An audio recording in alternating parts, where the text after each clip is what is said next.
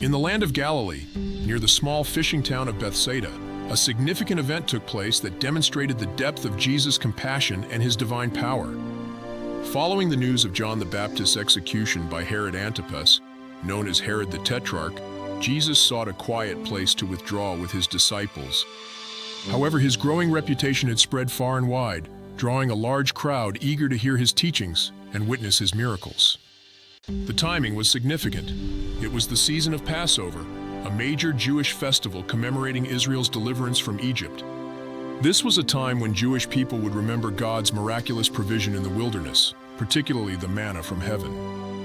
The crowd, numbering about 5,000 men, not counting women and children, gathered in a remote area, eager to see and hear Jesus. As the day progressed, the disciples grew concerned about the people's welfare. They were in a deserted place, far from any town where food could be purchased.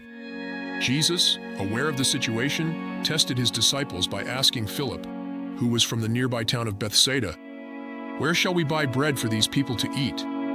Philip, practical and calculating, responded that even 8 months' wages wouldn't be enough to buy each person even a little bread. Andrew, another disciple, brought forward a young boy who had 5 barley loaves and 2 small fish. It was a humble offering, seemingly insufficient to feed such a large crowd. But Jesus took the loaves and fish, gave thanks, and distributed them to the seated people. Miraculously, everyone ate as much as they wanted, and when the disciples collected the leftovers, they filled 12 baskets, far more than what they started with. The crowd was astonished, recognizing the significance of what they had witnessed. They began to say, "Surely this is the prophet who is to come into the world," recalling the prophecy of a prophet like Moses, who would lead and provide for God's people. This miracle not only met their immediate physical needs, but also pointed to deeper spiritual truths.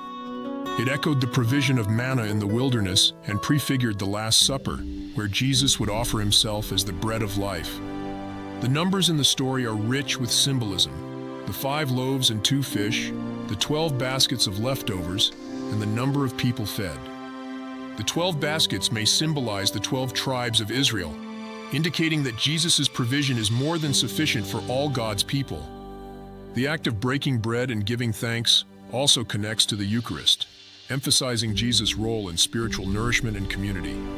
The feeding of the 5,000 showcases Jesus' compassion, his understanding of human needs, and his divine authority.